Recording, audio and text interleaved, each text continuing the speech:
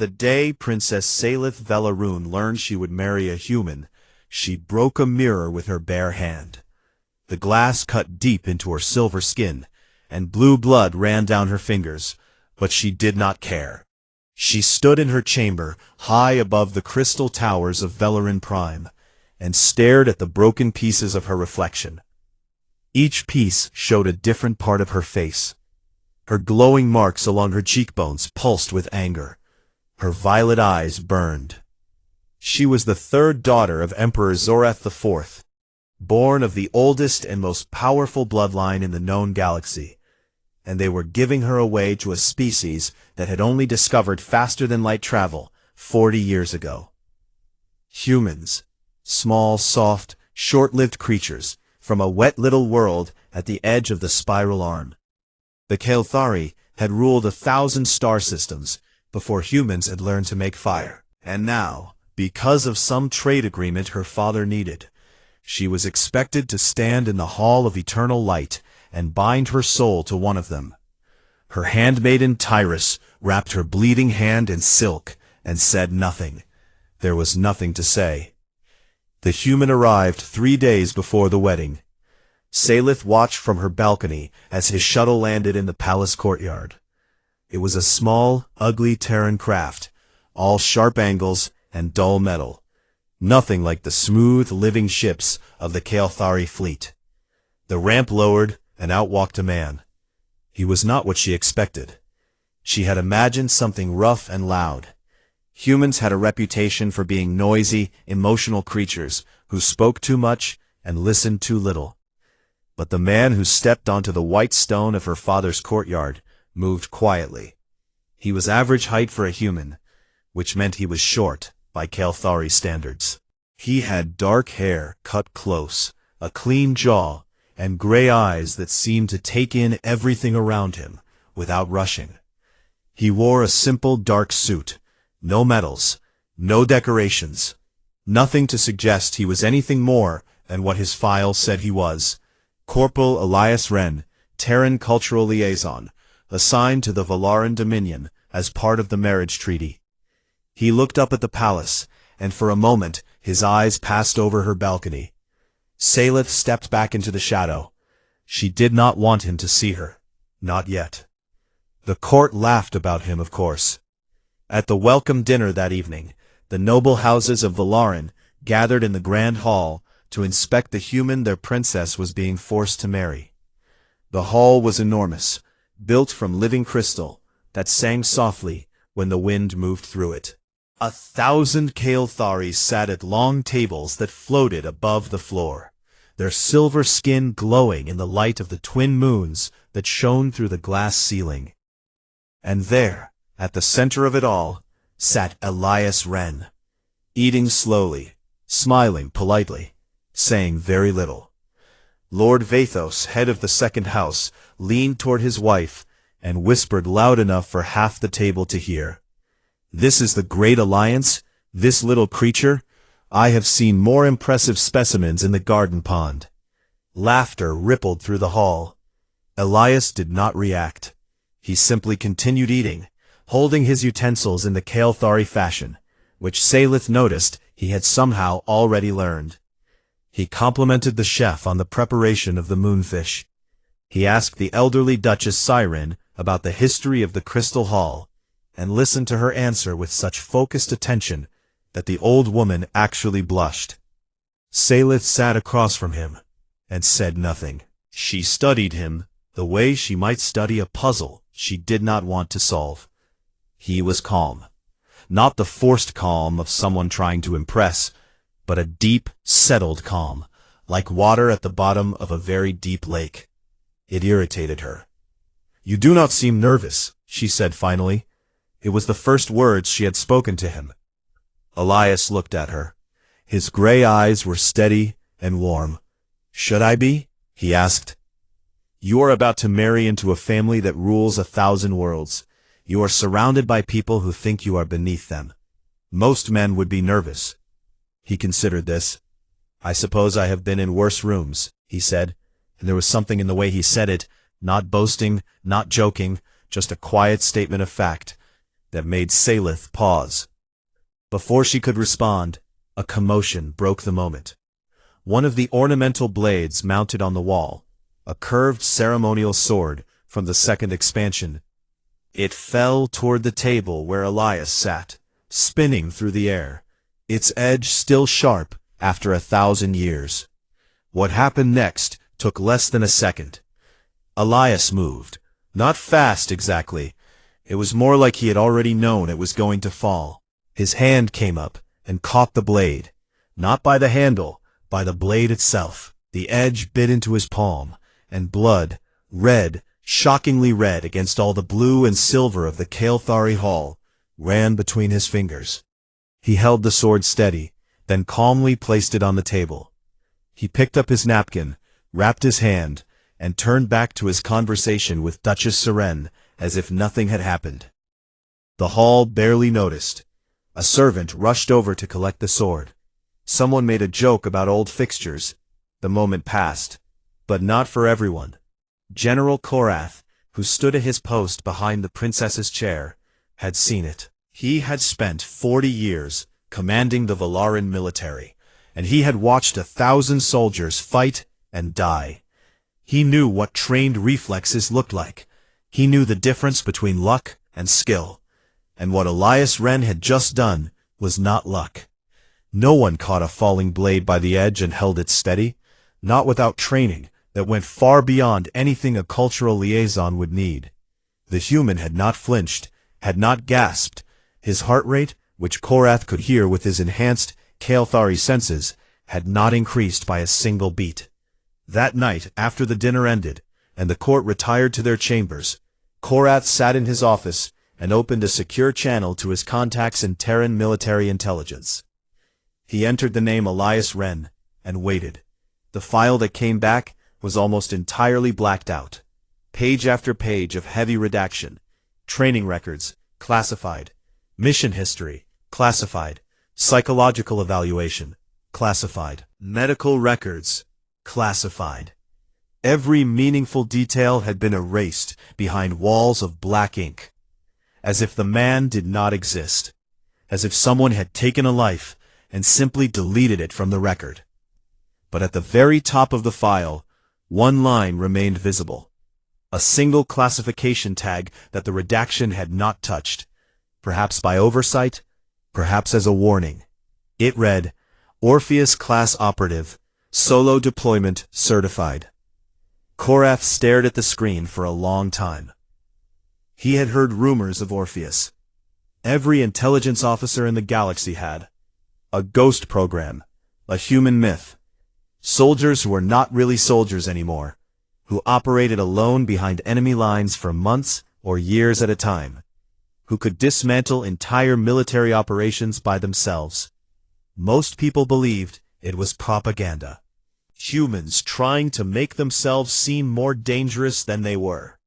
Korath looked at the blood-stained napkin that a servant had brought him from the dinner table. Red human blood, still wet. He thought about the way Elias Wren had caught that blade, the way his heartbeat had not changed, the way his gray eyes had stayed perfectly calm. He closed the file and sat in the dark for a long time, wondering what exactly they had just invited into the palace. 3 days later, Princess Salith Velaroon married Corporal Elias Wren in the Hall of Eternal Light, surrounded by 10,000 witnesses, beneath a ceiling of living stars. She spoke the ancient vows in a voice as cold as winter glass. Elias spoke them back in perfect Kael'thari, his pronunciation flawless, his tone gentle.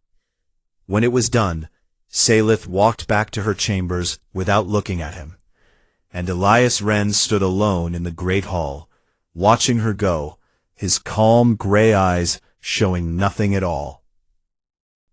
The first week of marriage passed in silence. Salith went about her duties as if nothing had changed. She attended council meetings, reviewed trade reports, and practiced the ancient art of light weaving in her private studio. She ate her meals in her own chambers. She slept in her own bed. If anyone asked about her husband, she gave them a look that ended the conversation. Elias, for his part, did not push. He had been given a set of rooms adjoining hers, and he stayed there quietly. He read.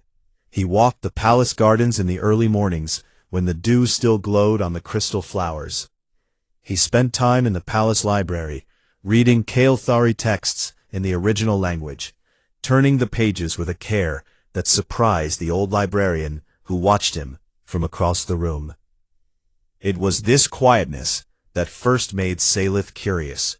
Not attracted, not interested, just curious, the way one might be curious about a stone that refused to sink in water. She had expected demands, arguments, complaints. She had expected the human to push his way into her life, to assert himself the way she had been told humans always did. But Elias asked for nothing. He made no demands on her time or her attention. He was simply there, like a piece of furniture that happened to breathe. On the 8th day, she found him in the garden playing strategy stones with her youngest brother, Prince Kael, who was barely 12 years old. Strategy stones was one of the most complex games in Kael'thari culture. Masters spent decades learning its patterns.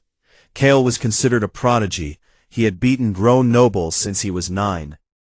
Elias beat him in 40 moves.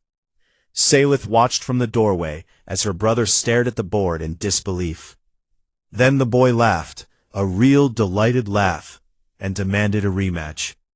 Elias smiled and reset the stones. He let the second game go longer, guiding the boy toward better moves without the boy realizing he was being taught. Kael won the second game and ran off to tell his tutors, glowing with pride. Elias sat alone in the garden, resetting the stones one more time. He played against himself, both sides at once, his hands moving with quiet precision. "You let him win," Salith said from the doorway. Elias did not look up. He needed to learn what winning felt like so he would know what to chase. And the first game, when you beat him? He needed to learn what losing felt like so he would know what to avoid. Salith stepped into the garden. The crystal flowers chimed softly around her. She sat across from him at the stone table, and for the first time since their wedding, she looked at him without anger. "Where did you learn to play strategy stones?" she asked. "It takes years to reach the level you showed." "I read a book about it," Elias said simply. "One book?" "It was a good book." She did not believe him, but she did not press. Instead, she asked him to play, and they played 3 games in the morning light. She won the first. He won the second. The third was a draw, and by the end of it, Salith realized she had not thought about the insult of her marriage for almost 2 hours. Over the next few weeks, something shifted. Not dramatically, not like a door being thrown open, more like a crack forming in a wall, letting in just enough light to see by. Salith began eating dinner with Elias in the shared hall between their rooms. They talked about small things at first, the food, the weather patterns of Valerian Prime, the names of the stars visible from the palace towers. Then, larger things, history, philosophy, the differences between human and Kael'thari ideas about honor and duty. Elias listened more than he spoke, but when he did speak, his words were carefully chosen and often surprising. He asked questions that no one at court had ever thought to ask, questions that made Salith stop and think. He remembered everything she told him, every name, every date, every detail. He carried her words with a kind of reverence that she did not understand and could not quite dismiss. The court noticed the change and did not approve. Whispers followed Salith wherever she went. The third princess was softening. The third princess was lowering herself.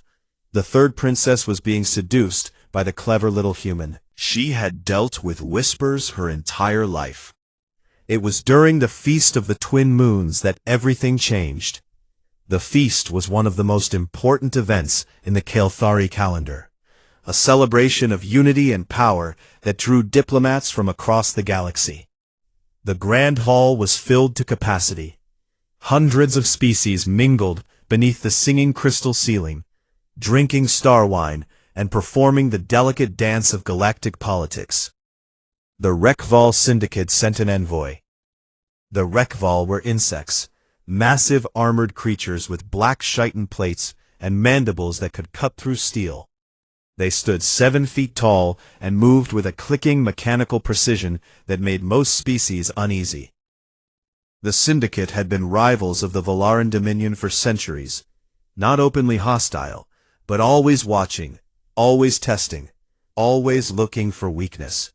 Their envoy was a war captain named Scrix. He arrived with 4 guards, each one armed with the curved blade arms that Rekval soldiers were famous for. He walked through the hall as if he owned it, his compound eyes scanning the crowd with open contempt. He found Salith standing near the central fountain, with Elias at her side. Scrix looked at Elias the way one might look at an insect, which, given that Scrix was himself an insect, carried a particular kind of irony. Then he turned to Salith and spoke in a voice like grinding stone. "So this is the princess who was given to the animals," he said. "I had heard the Valaran throne had grown weak. I did not know it had grown pathetic." The hall went quiet. Guards reached for their weapons. Nobles stepped back. The insult was severe. A direct attack on the honor of the royal house. In Kael'thari culture, such words could start wars. Salith felt her marks flare with anger. She opened her mouth to respond. But Elias moved first. He did not step forward. He did not raise his voice. He did not reach for a weapon. He simply turned his head and looked at the Rekval war captain. That was all. He looked at him. The hall was silent. Salith watched as something happened that she could not explain. Scrix, a veteran of 30 campaigns, a warrior who had killed hundreds in battle, met Elias's eyes and stopped talking. The war captain's mandibles, which had been spread wide in an aggressive display, slowly closed. His guards shifted their weight, uneasy. Elias said nothing.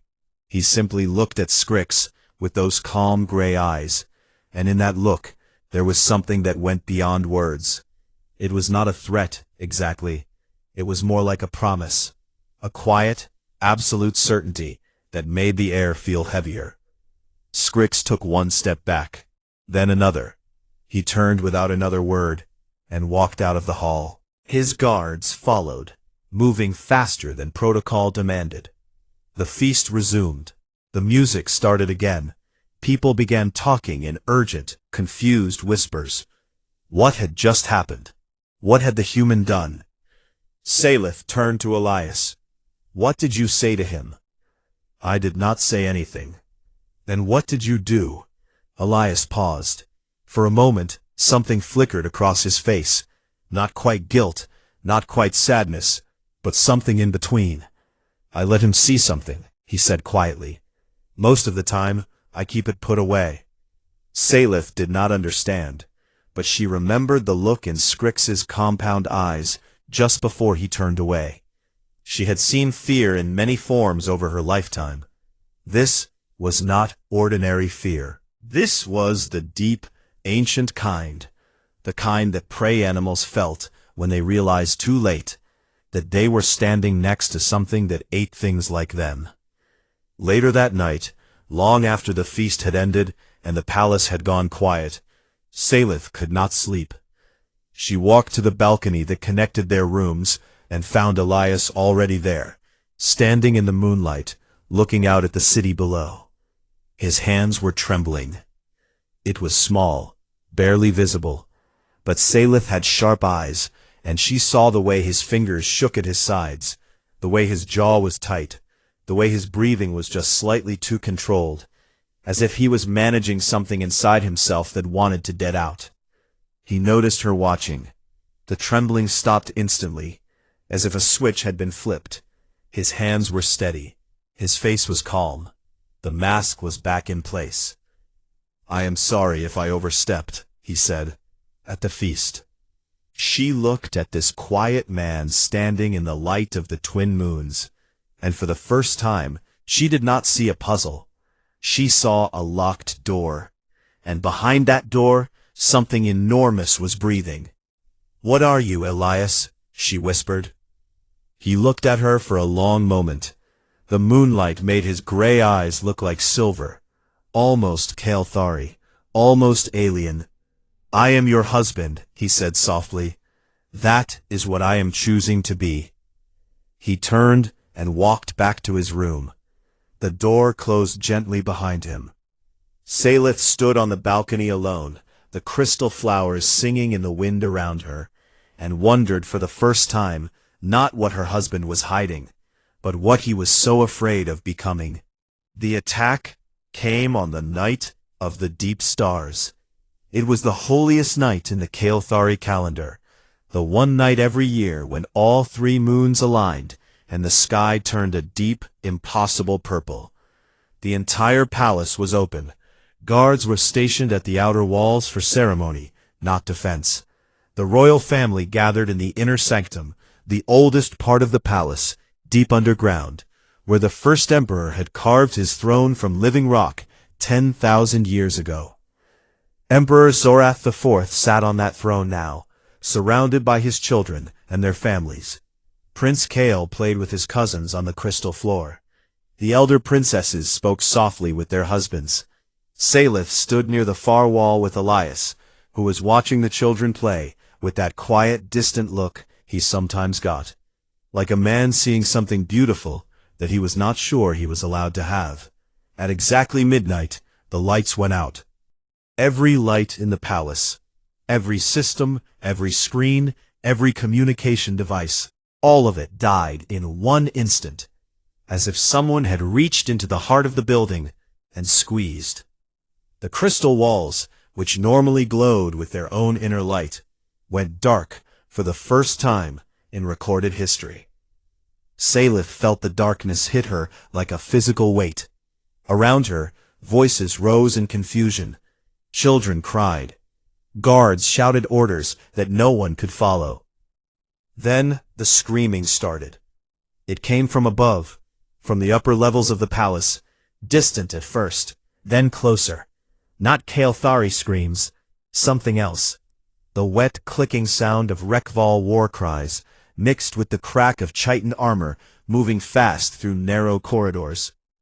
General Korath's voice cut through the chaos. "Shadowfangs, a full infiltration team. They have breached the upper levels." His voice was steady, but Salith heard the edge in it. Shadowfangs were the Rekval elite, assassins bred for palace warfare, trained to kill in silence and darkness. If a full team had gotten inside, they had already killed every guard between the outer wall and the sanctum. The 2 guards at the sanctum door drew their weapons. One of them was bleeding from a wound Salith had not seen him receive. Communications were dead. Reinforcements were not coming. The royal family was trapped underground, with 2 wounded guards, no lights, and 24 of the deadliest killers in the galaxy moving toward them through the dark. Emperor Zorath stood from his throne. His bioluminescent marks blazed with light, casting long shadows across the room. He was old, but he was still an emperor, and emperors did not cower. He began to speak, to give orders, to organize a defense. But Elias was already moving. Salith watched her husband cross the room. He moved differently now. The gentle, unhurried pace she had grown used to was gone. In its place was something fluid and precise, like watching water find the fastest path down a mountain. He reached the sanctum door and stopped. He did not take a weapon from the guards. He did not ask for one. He turned and looked at Salith. His face was calm, but his eyes were different. The warmth was gone. In its place was something flat and focused, like the surface of a blade. She realized, with a chill that ran through her entire body, that she was not looking at her husband anymore. She was looking at whatever lived behind the locked door she had sensed that night on the balcony. "Lock this door," he said. His voice was quiet, almost gentle. "Do not open it for anyone but me." Prince Kale, standing behind Salith with tears on his face, spoke in a trembling voice. "How will we know it is you?" Elias looked at the boy. For just a moment, the warmth flickered back, a brief flash of the man who had played strategy stones in the garden and let a child win. "Because I will be the only one still alive," he said. Then he stepped through the door and disappeared into the darkness. The guards sealed it behind him. Salith stood in the dark sanctum, surrounded by the royal family of the most powerful empire in the galaxy, and listened. At first, there was nothing, just the distant hum of the dead palace settling around them. The children whimpered. Emperor Zorath placed a hand on his youngest son's shoulder and held him close. Then the sounds began. A crack, sharp and sudden, like a thick branch breaking. Then a second one. Then a sound that Salith had never heard before. A high, keening wail that rose and then cut off abruptly, as if a throat had been closed mid-scream. A Rekval death cry. She had read about them in military texts. She had never expected to hear one. More sounds, heavy impacts, the scrape of chitin on stone. Running footsteps, fast, desperate, moving away from the sanctum. Not toward it. Whatever was happening out there, the Shadowfangs were not advancing. They were retreating. Salith pressed her ear to the door. She could hear it now, moving through the palace above them. Not the frantic, scattered movement of a battle. Something else. Something methodical. Room by room. Corridor by corridor. A pattern. A system. He was not defending a position. He was hunting. The sounds moved further away, up through the levels of the palace, growing distant, but never stopping. Each Rekval war cry that rose was shorter than the last, cut off faster, silenced more efficiently. Whatever her husband was doing, he was getting better at it as he went. General Korath stood perfectly still near the door. His enhanced hearing could pick up far more than Salith could. His face was pale. Paler than she had ever seen it. His marks, which usually glowed a steady blue, were flickering. "General," Salith whispered, "what is happening?" Korath did not answer for a long moment. When he finally spoke, his voice was very quiet. "He is killing them," he said. "All of them. Alone." He paused. "I have commanded armies for 40 years. I have never heard anything like this." The sounds continued for 17 minutes. Salith counted every second. She stood with her back against the sealed door, her hand pressed flat against the cold stone, and she listened to her husband take apart 24 of the most dangerous assassins in the galaxy, one by one, in the dark, with his bare hands, and whatever he could find along the way. The silence, when it finally came, was the loudest thing she had ever heard. It lasted almost a full minute. No one in the sanctum moved. No one breathed. Even Emperor Zorath, who had seen 100 crises in his long reign, stood frozen, waiting. Then, soft footsteps, one pair, steady and even, coming down the corridor toward the sanctum door. No clicking of chitin, no Rekval war cries, just one person, walking calmly through what had to be a palace full of the dead. 3 gentle knocks on the door. Salith. His voice was quiet, perfectly calm, as if he had just come back from a walk in the garden.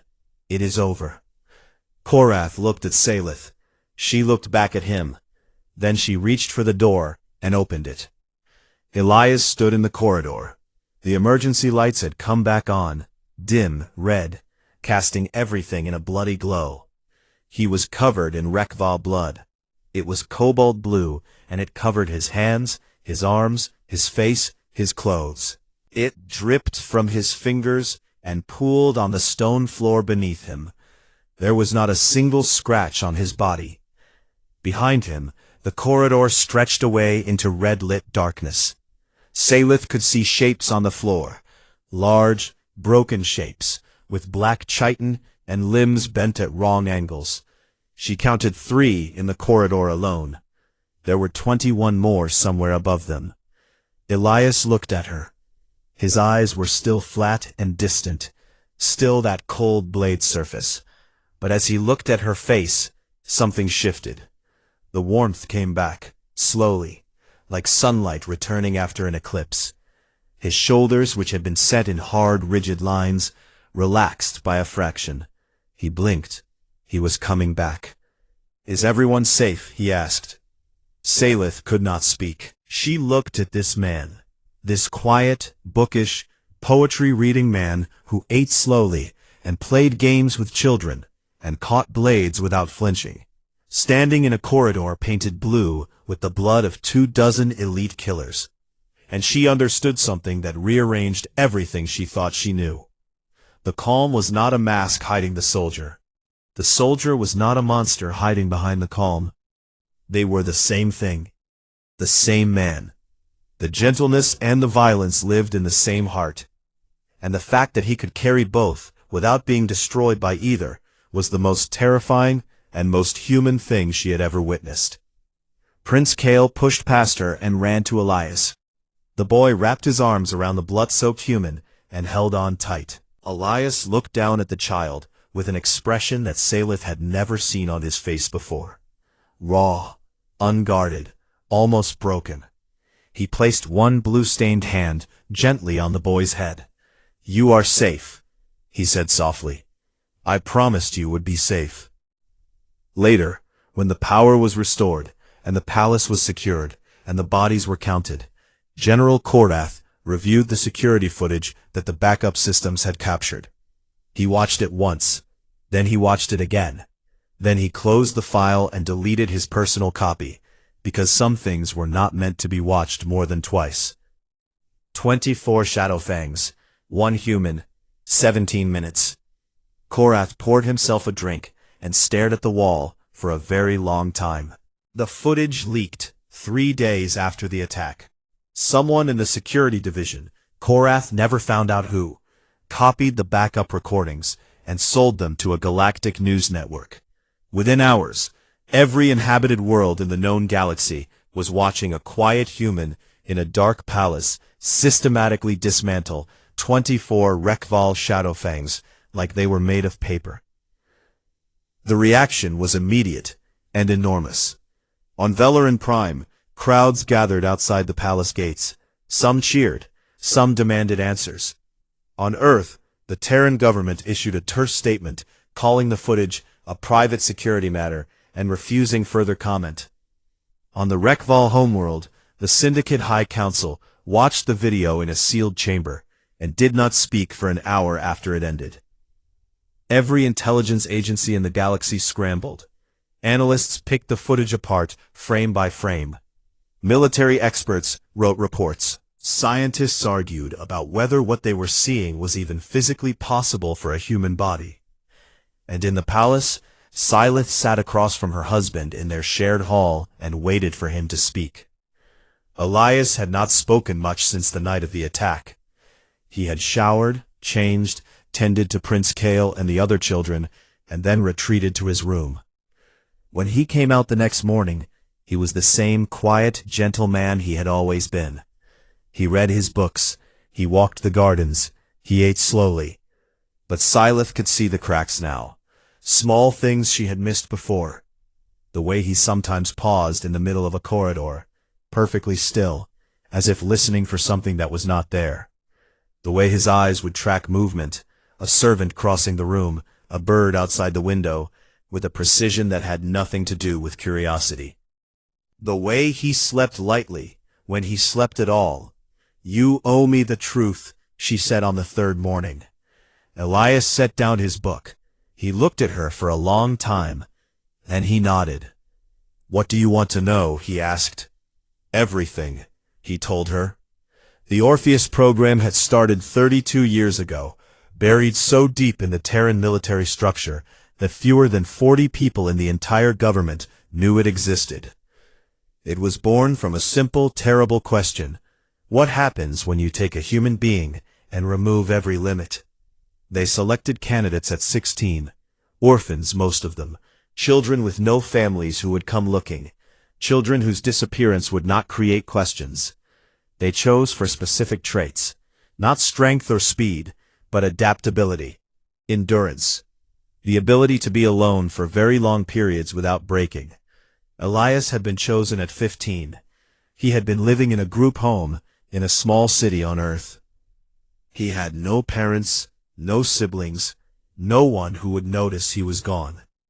A woman in a gray suit came to see him one afternoon and asked if he wanted to matter. He said yes. The training lasted 10 years. The first 2 years were physical. They rebuilt his body piece by piece. Subcutaneous armor mesh woven beneath his skin. Reflex accelerators implanted along his spine. A secondary adrenal system that could flood his body with combat chemicals in less than a second. Reinforced bones, enhanced healing. His pain receptors were not removed. They were reprogrammed, turned from warnings into data, information to be processed and filed away, rather than felt. The next 3 years were mental. Neural networks were grown inside his brain, artificial structures that worked alongside his natural thought processes. Threat assessment, spatial geometry, combat prediction. He could walk into a room and within 2 seconds know every possible attack vector, every weapon, every exit, and the most efficient way to neutralize every person in it. This was not something he chose to do. It happened automatically, like breathing. The final 5 years were operational.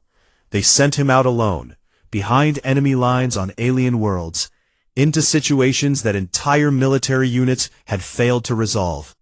He spent months at a time with no contact, no support, no extraction plan. He learned to survive on nothing, to fight with anything, to disappear and reappear like a ghost. There had been 11 Orpheus operatives in total. 3 died during training.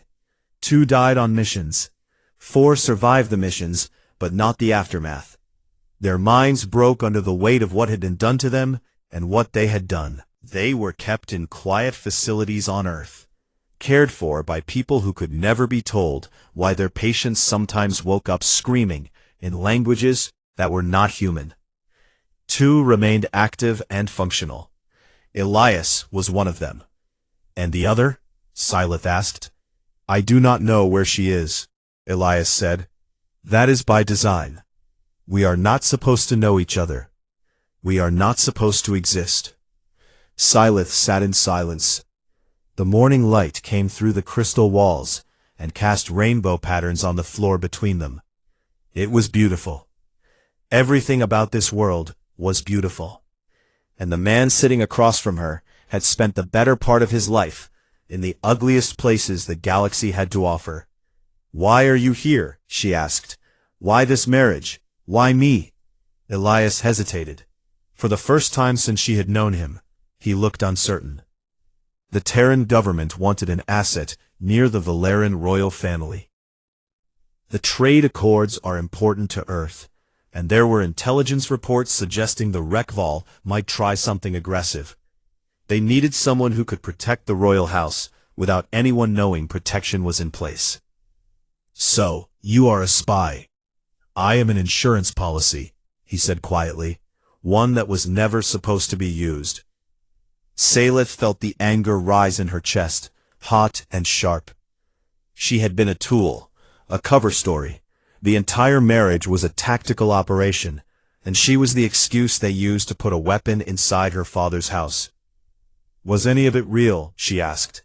Her voice was harder than she intended. The conversations, the games, the questions about my people and my history. Was any of it real, or was it all part of your mission?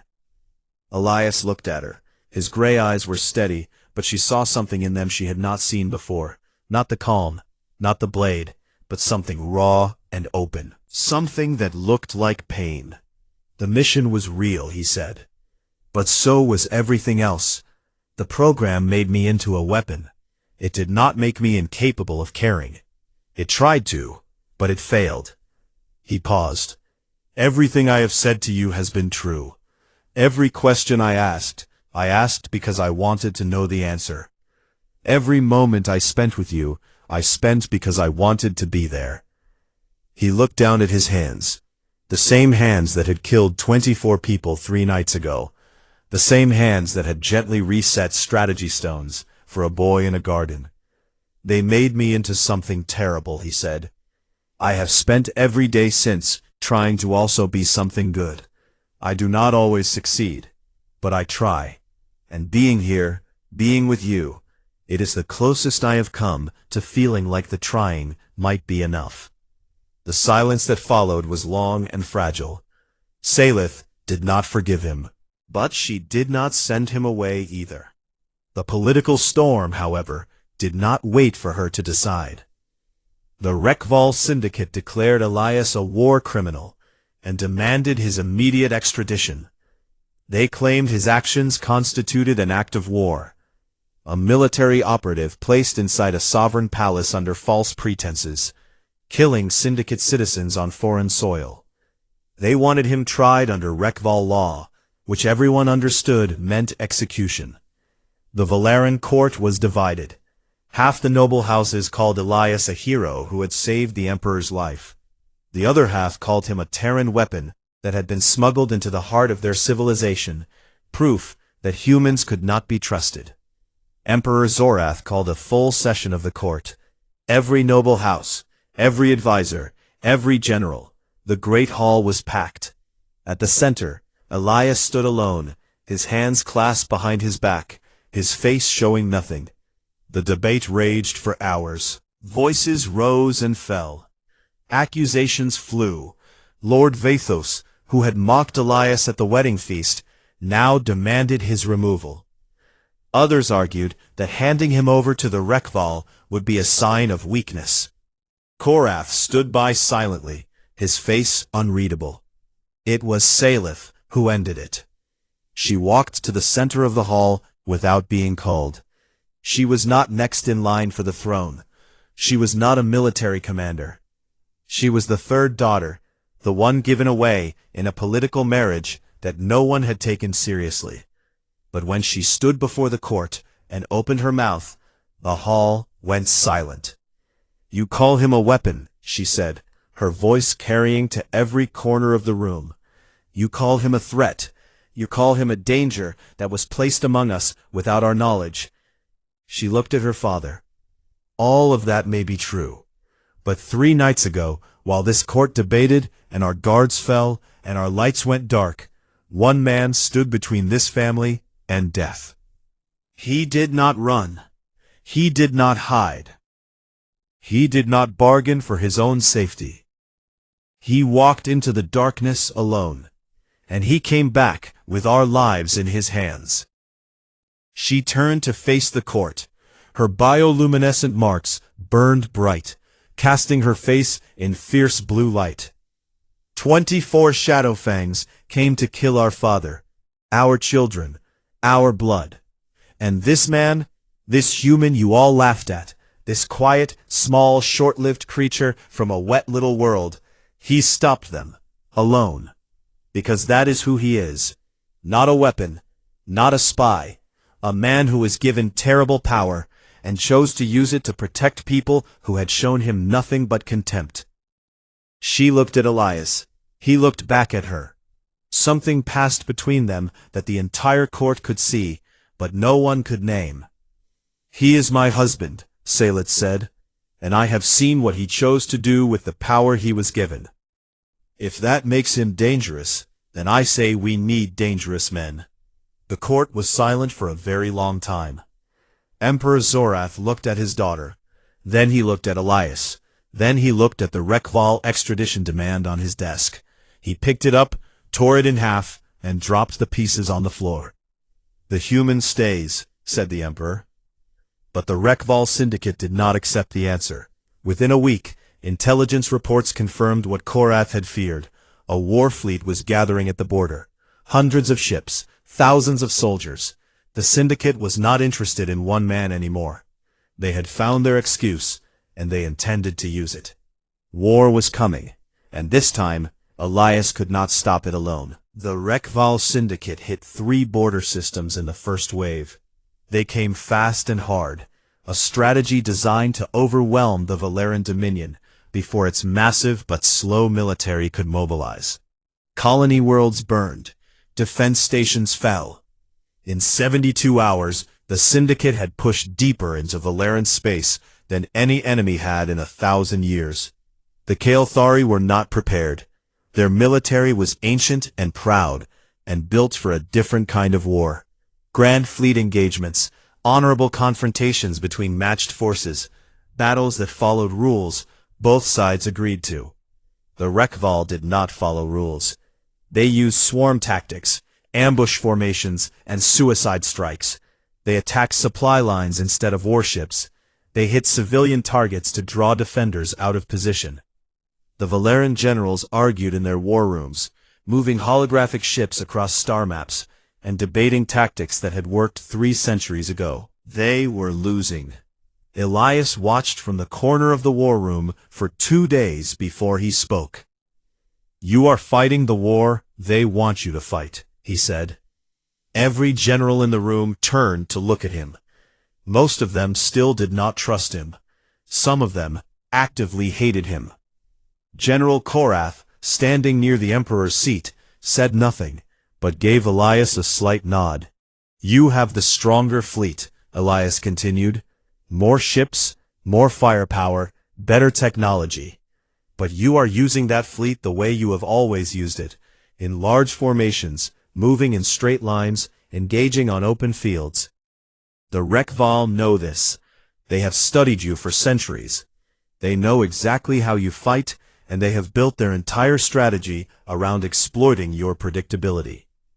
Lord Vathos, who had been given a military command despite having no military experience, slammed his fist on the table. And what would a human know about war at this scale? You kill well in dark corridors. That is not the same as commanding fleets. Elias looked at him with those calm gray eyes.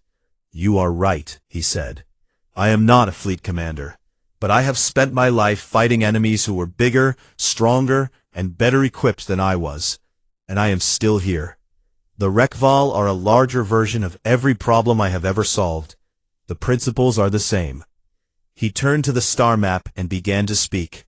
He talked for an hour.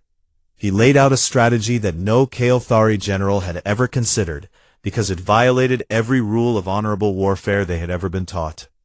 Hit their supply chains. Use small, fast ships to harass their flanks. Seed their communication networks with false signals. Attack where they are weak instead of where they are strong. Do not meet them in the open. Make them come to you. Make them afraid. When Elias finished, the old general stood. "I have fought the Dominion's wars for 40 years, Korath said, "and in 40 years, no one has given me a plan that would work against an enemy like the Syndicate." He looked around the room.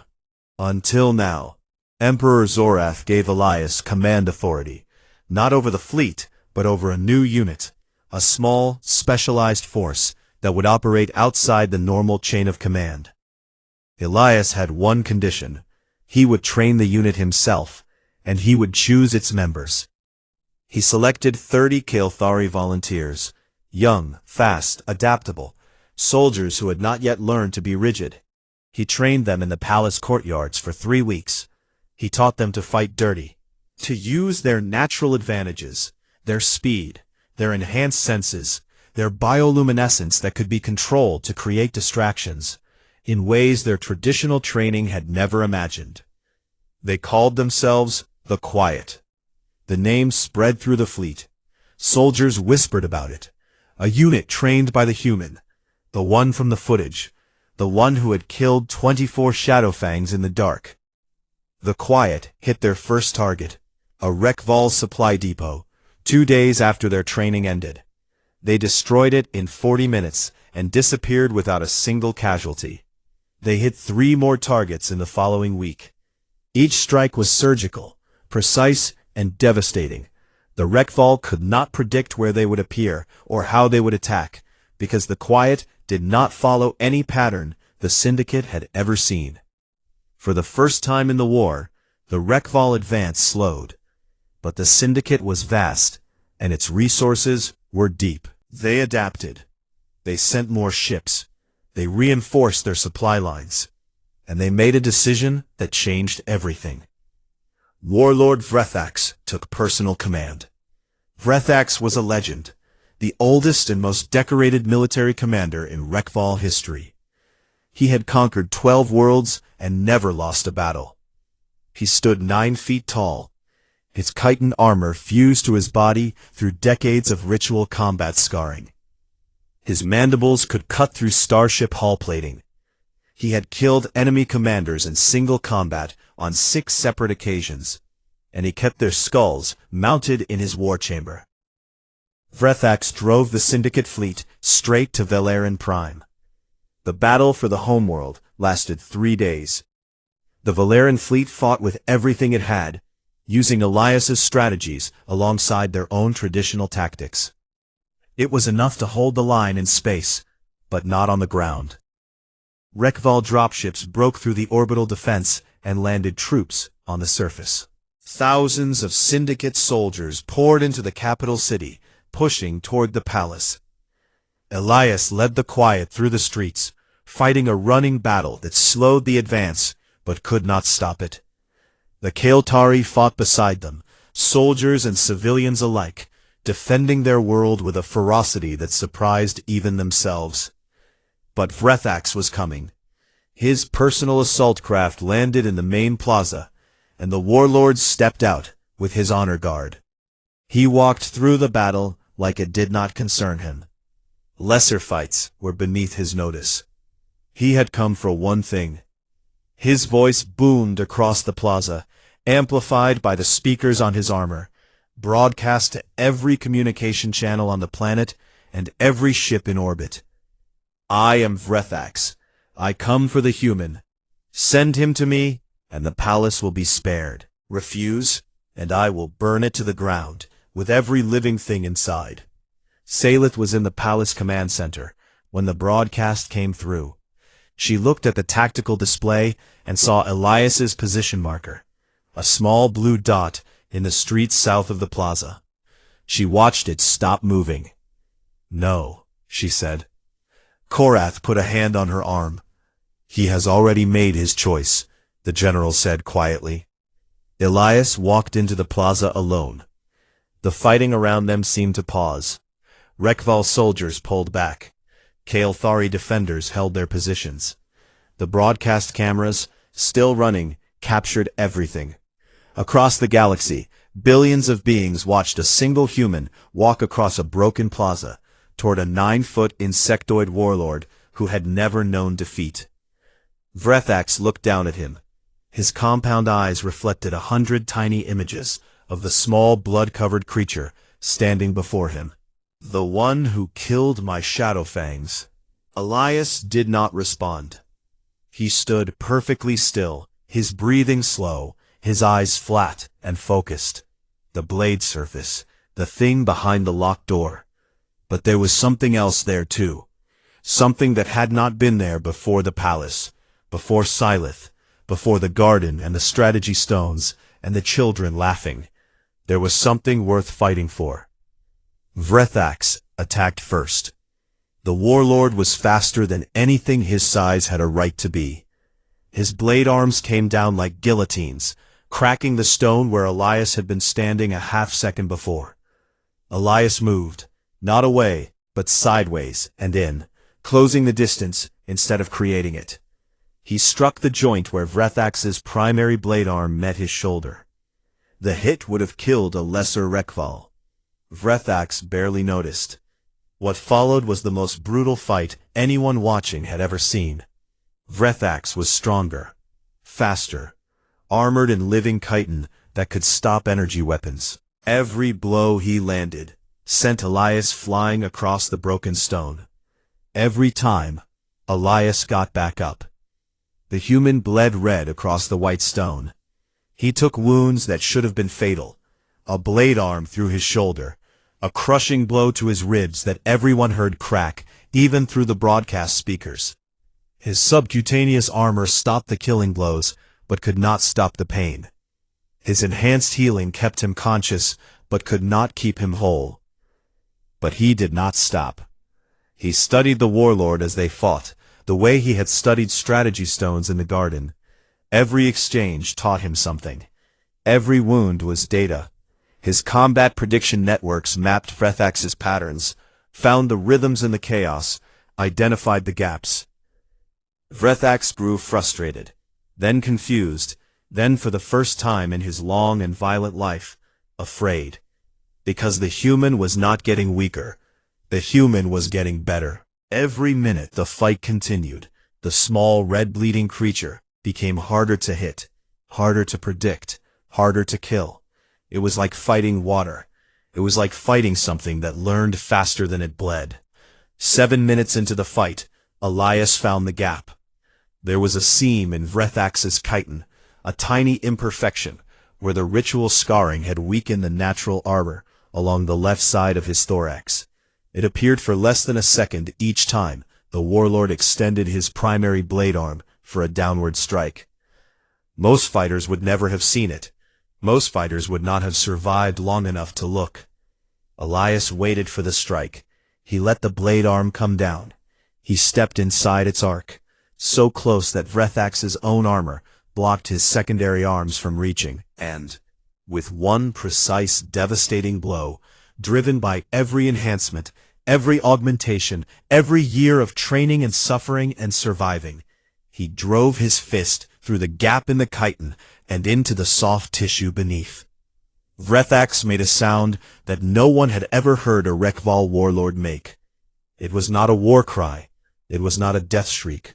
It was surprise. Pure, absolute surprise that this small, broken, bleeding creature had found the one weakness in armor that had turned aside 1,000 enemies. The warlord fell. The plaza was silent. The broadcast fed the image to 1 billion screens.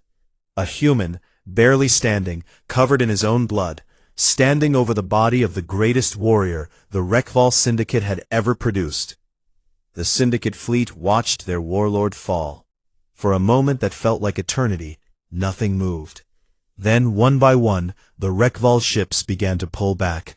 The war, which had burned across 3 systems and threatened to consume the galaxy, broke apart in a single moment. Because the Rekval understood something that the rest of the galaxy was only beginning to learn. It was not that this human was special. It was that he was human. And if their species could produce even one being like this, one quiet, gentle, unassuming man who could stand against the worst the universe had to offer and simply refuse to fall, then what else were they capable of? Elias stood in the ruined plaza for a long moment. The cameras watched him. The galaxy watched him. Then he turned and limped back through the palace gates. He found Salith in the command center. She was already running toward him. She caught him as his legs finally gave out, and they sank to the floor together. Her silver arms wrapped around his broken body, her blue blood mixing with his red where her hands pressed against his wounds. "I promised I would come back," he whispered. She held him tighter and did not let go. The war ended within a week. The Rekval Syndicate agreed to terms that would have been unthinkable a month earlier. The Valaran-Terran alliance, forged in desperation and sealed in blood, became the most powerful political bloc in the galaxy. Other species began requesting their own alliances with Earth. Humanity, once dismissed as an unremarkable young species from an unimportant world, was never dismissed again. Elias retired from all military service. He accepted no rank, no medal, and no title from either government. When the Terran military offered to reactivate his commission, he declined with a single word that his handler said was the most frightening thing he had ever heard from an Orpheus operative. No. He became known in the Kael'thari court as Velarune's calm. Not the soldier, not the weapon, the calm. The human who chose peace in every moment he was not forced to choose war. Years passed. The palace was rebuilt. The crystal flowers grew back. The singing walls learned new songs. On a warm evening, in the garden where he had once played strategy stones with a frightened boy, Elias sat reading, while Salith painted beside him. Between them, on the crystal grass, their daughter played. She had her mother's silver skin and her father's gray eyes. She laughed at the way the light bent through the crystal flowers, reaching for the colors with small hands that were neither fully human nor fully Kael'thari, but something entirely new. Salith set down her brush and looked at her husband. He was older now. There were lines around his eyes that had not been there before, but his hands were steady, his breathing was calm. His gray eyes, watching their daughter, were warm. "Do you miss it?" she asked. "The fighting?" Elias watched their daughter catch a crystal flower and hold it up to the light. It sang a single perfect note. The child laughed again, delighted by a world that was still full of wonders. "I was never fighting for the sake of fighting," he said softly. "I was fighting for this." Salith leaned against his shoulder. He put his arm around her. Their daughter ran through the garden, chasing colors, chasing light. The galaxy turned on. Stars were born and died. Wars began and ended. And in a garden on Valeran Prime, a soldier who had chosen to be a man sat with his family in the fading light and was, at last, at peace. The galaxy learned many lessons from the Valeran War. It learned that the Kael'thari were stronger than they appeared. It learned that the Rek'Val could bleed. It learned that alliances forged in crisis could reshape the balance of power for generations. But the lesson that stuck, the one that was taught in military academies and whispered in diplomatic halls and told to children at bedtime across 100 worlds, was simpler than all of that. Never underestimate a species that could turn its gentlest souls into its deadliest warriors, and its deadliest warriors back into gentle souls. Because that was the real power of humanity. Not the weapons, not the augmentations, not the impossible, stubborn refusal to die. It was the choice. Always the choice. The choice to be kind. The choice, after everything, to sit in a garden with the people you love and let the war be over. That was what made them dangerous. That was what made them beautiful. That was what made them human.